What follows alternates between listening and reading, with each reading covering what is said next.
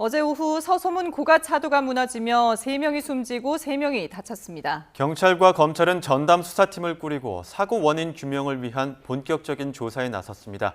관련 내용 취재기자와 함께 자세히 짚어보겠습니다. 사회부 최승훈 기자 나와 있습니다. 어서 오십시오. 안녕하세요. 자, 먼저 이번 사고, 시공사에서 이상 징후를 이미 발견을 하고 안전 진단 작업을 하던 중에 붕괴 사고가 일어났다고요? 네, 그렇습니다. 사고 발생 당일 새벽 2시쯤 작업자들이 고가 상판 절단 작업을 진행하던 중 고가에서 2.9cm 정도 침하가 발생한 것을 확인했습니다. 이후 업체는 철거 작업을 중단하고 서울시 관계자와 공사 소장, 외부 전문가 등 9명이 참여한 안전진단 작업을 오후 2시부터 진행했는데요.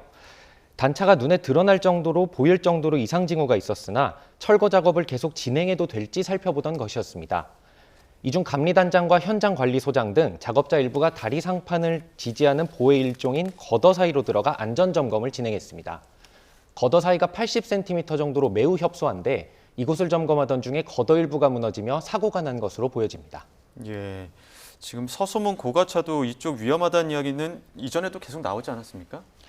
네, 그렇습니다. 서울 충정로역부터 시청역을 잇는 서소문 고가차도는 지난 1966년 지어졌는데 그동안 노후화 문제가 매우 심각했습니다. 지난 2019년에는 교각에 콘크리트 조각이 떨어져 나오고 또 2021년엔 철근이 부식되는 등 그동안 안전사고 역시 끊이지 않았는데요. 결국 서울시가 정밀안전 진단을 실시했고 고가차도는 안전성 미달에 해당하는 D등급을 받았습니다. 근데 이 정밀안전 진단에서 나올 수 있는 등급은 A부터 E까지로 이 D등급은 보수공사만으로는 사실상 역부족이라는 의미를 갖고 있는데요. 그래서 지난해 9월부터 본격적인 철거가 이뤄지며 공사를 90% 가까이 진행했는데 철거 마무리를 60일 앞두고 사고가 난 것입니다. 예. 이 사고 여파로 어제부터 교통 체증도 상당했을 것 같은데요. 오늘 아침에 출근길 상황은 어땠습니까? 네, 고가가 경의중앙선 바로 위로 무너져 내렸기 때문에 사실상 열차가 철로를 지날 수 없는 상황이었습니다. 이 때문에 일반 전동열차부터 KTX와 무궁화호까지 많은 열차가 운행이 변동이 됐는데요. 저희 취재진이 오늘 출근길 서울역에 나가 상황을 직접 살펴봤는데 도착 예정이 5분에서 최대 30분 정도까지 지연된 모습을 보이기도 했습니다. 승차권 변경이나 반환을 문의하는 창구에 긴 줄이 늘어서는 모습도 보였는데 시민들 일정에 차질이 빚어질까 걱정하는 모습도 보였습니다. 출근길에 만난 시민 목소리 직접 들어보겠습니다. 왔다가 타려고 김밥까지 샀는데 이제 갑자기 다 취소가 돼가지고 갑자기 입석으로 끊게 됐습니다. 사업상 누구를 좀 만나기로 했는데 지연돼가지고 한 2시간 기차가 안 된다고 해갖고 연락해놨습니다. 네, 이 도로 상황은 지금 기찻길보다는 나은 편인데 사고 지점 근처인 경찰청 교차로에서 아리수 본부 삼거리 쪽 역시 어제에 이어서 양방향 통제가 진행 중입니다. 전해주신 것처럼 시민들 불편도 그렇고 지금 열차 운행이 가장 큰 타격일 텐데 지금 현재 열차 운행 상황 어떻습니까? 네, 우선은 경의중앙선 서울역에서 수색 구간과 그다음에 서울역에서 행신 사이 KTX 열차의 운행이 중지됐습니다. 또 경부선이나 호남선 등 다른 KTX 열차 역시 운행 구간이 일부 조정됐는데 인원 분산을 위해 모든 고속열차 정차역에 임시 정차하고 있습니다. 실제로 코레일은 오늘 하루 열차 683대 중에 열차의 80% 정도만 운행하고 이 중 고속선인 KTX 운행률은 66% 수준이라고 밝혔습니다. 코레일은 서울기지, 그러니까 사고 장소 북측에 있는 열차 기지에서 차량이 나오지 못하기 때문이라고 밝혔는데요.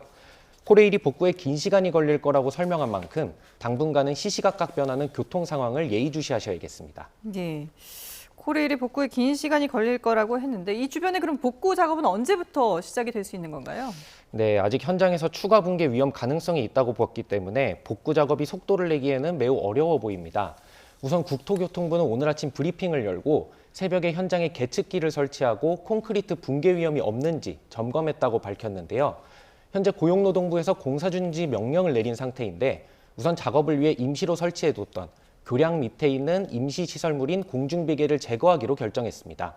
열차 역시 사고 현장을 수습한 뒤에 전차선이 완전히 복구될 때까지는 운행할 수 없다고 밝혔는데요. 일단 정부는 복구 작업을 주중에 최대한 진행하고 늦어지면 주말까지 이어질 수 있다고 전망했습니다. 수사 상황도 짚어봐야 될 것 같은데 경찰도 바로 조사팀 꾸렸죠? 네, 그렇습니다. 경찰은 사고의 정확한 원인을 파악하기 위해서 50여 명 규모의 전담 수사팀을 꾸렸습니다. 먼저 광역수사대장을 팀장으로 중대재해수사 2개 3개 팀과 과학수사팀, 그리고 관할 서인 서대문경찰서 형사팀 등이 전담 수사팀에 포함됐는데요. 총경인 광역수사대장이 직접 팀장으로 나서 수사에 착수한 만큼 경찰이 사고의 원인을 보다 신속하게 규명하겠다는 의도가 보여집니다. 경찰은 앞으로 시공사와 서울시를 상대로 철거가 적법한 절차를 거쳤는지, 앞서 붕괴 조짐이 보였음에도 작업자들을 무리하게 안전진단에 투입한 건 아닌지 살필 것으로 보여집니다.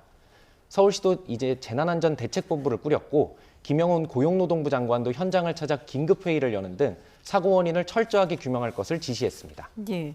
중대재해수사팀은 어떤 수사를 맡게 되는 건가요? 네, 경찰은 앞서 지난해 17개 시도경찰청에 산업재해 사망사고를 전담으로 수사하는 중대재해수사팀을 출범시켰습니다. 이 중대재해수사팀은 산업재해 사망사고나 불법 하도급 행위 등에 대한 수사를 전문적으로 담당하는 부서인데요.